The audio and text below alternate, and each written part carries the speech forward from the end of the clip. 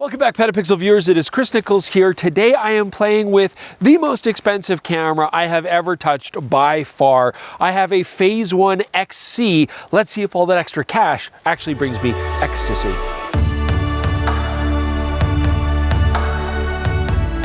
So there it is. That is the Phase 1 XC with the 150 megapixel IQ4 digital back on there. So first off, here's the thing. This camera is insanely expensive. And on top of that, I do not see Phase 1 making more than 10 or 12 of these a month. I mean, there's going to be hundreds on the market at best, if that even.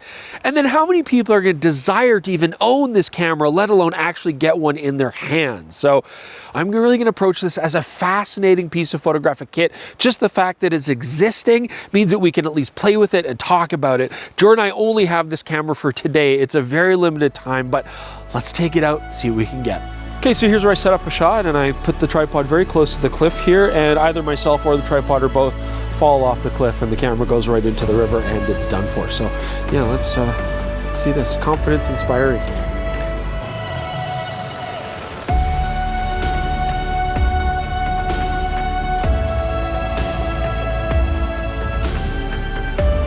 Oh, that's slippery.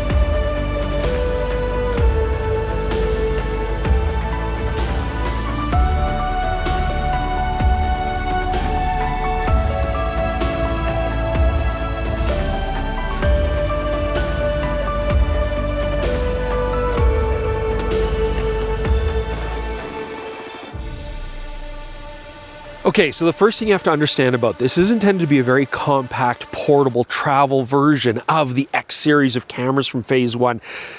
Because of that, this does not have interchangeable lenses. This has a fixed Rodin stock. It's called a Digaron, which sounds like a Pokemon to me. 23mm f5.6. This is going to give us a 14mm full frame equivalent. That's very wide. The concept is with the IQ4 150 megapixel back, if I want to have a tighter frame, I can simply crop, and I should have a lot of room to do that given how much resolution is inherent in the back. So this camera is certainly compact.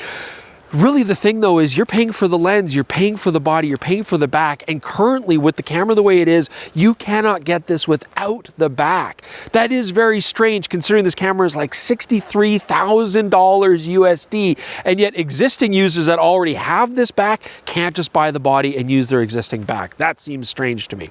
And this is significant because you can interchange these backs. I mean, I could take the IQ4 back off of here, put it on an XT or XF camera, and vice versa. So that is a really nice feature that we can do there. Also, these sensors are quite unique in the medium format world because they're actually a medium format, considering that companies like Fujifilm or Hasselblad, at least on their mirrorless interchangeable lens cameras, have actually slightly smaller sensors than what we would call classic medium format. This sensor size matches very closely to 645 film. This is where I walk and trip on this slippery pathway and smash the camera on a hard rock. Let's see what happens. So the first thing to understand about the interface here is that the actual camera itself, the XC, is very small. It's essentially just the lens unit. It doesn't really have any other control interfaces other than a shutter button here in the front. I do have the manual focus ring. It's rather stiff, maybe a little too stiff right now, but it is certainly smooth, and I do have my nice depth of field indicators there as well. So here on the side, we do have this nicely gripped wooden handle. It's a little bit wobbly no matter how hard I tighten it, which is a little disconcerting, but what is cool is I can move it over to the left side as well for left-handed use. That would be nice. And then this bulbous attachment here on the side of the lens mount, this is actually where the shutter is housed, a very advanced carbon fiber leaf shutter. Of course, leaf shutters are nice because they do give you the ability to sync at higher speeds than you would with a focal plane shutter when you're using flash. But Phase 1 has said, well, not many people are going to use this with this 14mm equivalent lens for flash photography. So, hey, we're not worried about it too much. But yes, it will sync at higher speeds. There is a shoe on the top of the camera. This is a cold shoe completely, so strictly for mounting. There's no flash sync through there, but you do have a PC sync port on the actual back itself. But all the controls come through the back, and this is neat because normally an IQ4 would be on something like an XF DSLR kind of mount, and that would have a lot of command dials and controls and stuff, whereas here everything goes through the back. So I'm using largely a touchscreen interface. Let's talk about that next. Startup time is not particularly fast. I mean, you get the IQ screen, you got a progression bar, and then it'll show the brand, and then it'll kick into live view. So this is not a camera for fast shooting. This is really a camera that you take your time, you shoot slowly, like a classic medium format camera. But the argument is that you could use this for like travel photography and street photography, and certainly it's portable to take anywhere, but I would not use it for any situation where I need to shoot quickly.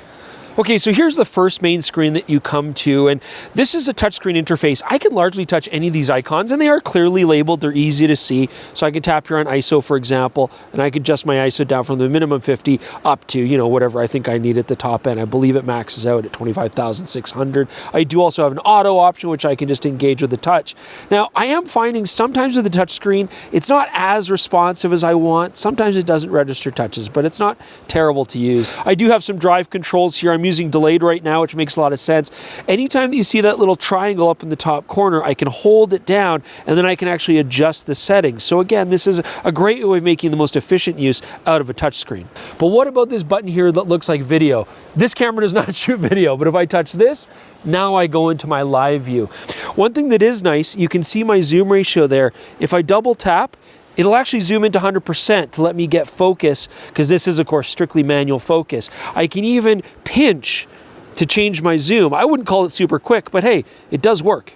I do also have an RGB histogram, but beyond that as well, I can bring up a raw histogram. And this is great because the RGB histogram is basically giving you metering based off of a JPEG and its limited dynamic range. But because this sensor can push so much as far as dynamic range goes, I love that I've got a raw exposure there as well. I can really make sure that I've protected my highlights and still have shadow detail based on that. And the camera metering looks like it's going off the raw histogram. These are all things that I wish we had on other camera systems. So this camera actually has a really neat computational photographic mode for long exposures, much actually like the OM system Live ND system works, where it will do frame averaging. It'll take multiple shots. Actually really easy interface. Just choose my ISO, my shutter speed, my aperture, and how long I want my total equivalent long exposure time to be. Now what's cool is it stacks all these frames together, but it just gives you one raw file, to deal with. You don't have to do anything in post or anything like that. Does it all on camera, and actually quite fast. I was impressed by that as well. So a neat feature to have on a camera like this, especially for landscapes, and means I don't have to bring filters along. Yeah, so I'm just trying to pre-visualize my frame here because I don't have an EVF. So I'm just holding this camera over the water, desperately hoping that this Arca Swiss plate holds true. So on SLRs like the Phase 1 XF, you've got an optical viewfinder, which is nice for composing, seeing focus, but also when you're in bright sunlight. Here, of course, I just have the back screen. There's no electronic viewfinder that I have here. So in bright sunlight, I've got this brightness cranked. It's hard to see, even in shade like this where I have no problems with brightness, because the sensors of this size read out so slowly. It's a laggy display. There's quite a lag as you're moving and panning the camera, lots of rolling shutters. So you can compose with it, you can focus with it, but it's not the most pleasant experience. So let's talk about battery life on a field camera like this. So first off, this is using old school Canon BP911s. These are batteries they use with their older cinema cameras. And they do work pretty well in here. I mean, they're compact enough, they've got good milliampage, but this camera is pretty power dependent, especially the XC model where I'm relying on the live view all the time. So I started the day with a fresh battery. I've just had to switch now. We've only been shooting for a few hours. And that largely comes down to, again, composing with the frame. It is a cold day outside, but battery life isn't excellent here. I think if you just took photo after photo after photo, you might get a couple hundred shots, but in an actual practical field sense, I think maybe every 75 to 100 shots, you're gonna be changing out batteries. So you definitely wanna make sure you have some spares. That being said, this isn't the kind of camera that you shoot quickly. Really, I'm getting to a location, turning it on, framing up, composing, taking a few shots, and moving locations. So it's working okay. Well, we've had our one day here with the camera. We got to ship it back. My hair is giving up anyways. I would have loved to have taken this downtown, maybe got some architectural stuff, whatever, but Kananaskis is always beautiful. We chose to get some landscapes out here, which I think is what this camera is aimed at, compact, take it anywhere kind of stuff. But now we've got to ship it out. We got to get home, evaluate the images, process them, and see what we're getting out of this 150 megapixel sensor. So we'll see you again here shortly with some images that we've now looked at. Okay, we're back. We've had a chance to take a look at the files, and look, no matter what you say about the camera, you cannot fault this sensor. I mean, the Phase 1 150 megapixel sensor gives you tons of detail and lots of dynamic range. So I decided to shoot pretty much everything ISO 50 and using the extended RAW format. This is their highest dynamic range format. It does still give you lossless compressed files, so they're not humongous on the card. That's actually really nice. And you can see here, when we push dynamic range, you get tons of ability to pull down highlights and bring up shadows.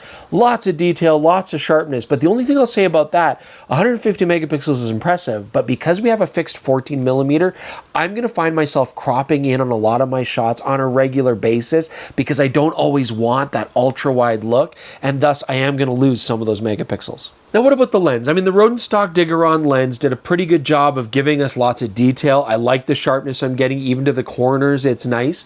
The lens does have quite a bit of vignetting, I noticed, even if you stop down the aperture, and I did shoot all my photos stop down to get the best image quality. There's still a fair amount of vignetting. It's easy to correct, but you will want to do that. But another thing I was really curious about was that sort of multi-shot frame averaging mode to mimic long exposures. So we've got two examples here. The first shot I used with a classic ND filter, 5-second exposure. Of course, I get nice results, but look at this actually, even with a stepping ring and just the one filter to widen things out wider than the actual diameter of the lens, I'm still getting the actual filter in the corner, so that's gonna have to be cropped out. But using the frame averaging, I'm getting a bunch of 0.6-second exposures equaling up to 5 seconds. It's nice and sharp. I mean, the motion correction is doing a great job, and we're getting that beautiful blur of the water, which looks very realistic. So I wouldn't use ND filters on this lens on a regular basis, but luckily I don't have to. So I've been thinking about this camera and what my feelings are about it, and I've been struggling because, I mean, first off, like in the given context of what we did that day, on a tripod shooting landscapes, it was perfectly fine. I mean, it's compact, it's easy to move around. Yes, I was paranoid about breaking it on a regular basis, but on a tripod doing this kind of work where the dynamic range is important, you get lots of detail, I think it does a great job. And I'm willing to crop in a bit if I want to get a different frame. You're still getting lots of resolution out of it. But then I think it's going to be very limited because if I go to any other kind of photography with this, especially with the implication of how compact it is, shooting handheld, I wouldn't do it. There's no IBIS. I'm just going to lose resolution unless I'm shooting really fast shutter speeds with wider apertures. I don't think it's a great option. As well, I mean, any sort of street photography, the interface is still pretty laggy. I mean, there's a lot of times where I touch the touchscreen, it doesn't quite respond, or getting through menus takes quite a few button presses to get back to live view and then back to playback and stuff. And I just don't feel like it's a fast camera or a fast shooting experience. And I think if you're slowing down, it's perfectly fine. If you're not shooting slow photography, I actually found it quite frustrating. Okay, so really the discussion is, who is this camera for? Who should buy this camera? And I honestly don't know. I mean, I can't think of many situations where this would be a very compelling thing to purchase. I mean, as we've talked about, if I already had an XF kit with an IQ4 back, buying this and having to spend the extra money for another IQ4, it doesn't make sense until maybe in the future they release just the body alone. If I was planning on getting into phase one, then I could see there being some compelling reason to get the XC with the IQ4 back and then get maybe an XF or an XT body with a bunch of lenses, just the body alone, and then I can swap the back and forth. That would make sense if I wanted to, shoot the XF in the studio, but then maybe have the XC for when I want to travel or just have fun with. We also then have to consider the massive price that the Phase 1 XE represents. I can't think of a situation where I wouldn't rather take a Fujifilm GFX 100 version 2, which is, their top of the line, most expensive camera in Fujifilm. I could get a whole suite of lenses and the camera and still be under budget. And the Fujifilm is going to give me excellent autofocus comparison. It's going to give me IBIS, far more functionality and responsiveness. I can use it for many different kinds of photography. It's still 100 megapixels, and again, I'm going to be cropping these XC files all the time, so I don't think that's even really a big deal. Yes, the Phase 1 sensor does give me more dynamic range, absolutely, and there's some benefit there, but I still feel like a GFX chip is going to give me tons of dynamic range to handle most contrasty light situations. Now, you might say, okay, what about the weaker flash sync? Well, yeah, the Fuji GFX doesn't have as high a flash sync speed, but although the XC can sync up to 1600th of a second roughly, when are you going to do that with this camera? It's not really intended for flash photography. It really is intended for tripod work, landscape, and architecture. I would get the XF. I really wanted to use flashes. So obviously this is a niche camera that I can't really recommend to a lot of people, but I do sincerely hope Phase 1 finds a market for it. Some people might find this as fascinating as I did to use it. Hopefully you guys enjoyed this video and found this to be a fascinating, if not quirky, product as well. Leave your comments below. Let us know what you think down below. We always appreciate that. Subscribe to the channel while you're at it. Click that. It's right there, the notification bell. Check out the PetaPixel podcast. It's on the same channel, or you can see it on all your favorite podcasting apps. Just look for PetaPixel Podcast. Thanks for joining us, and we'll see you soon with more from PetaPixel.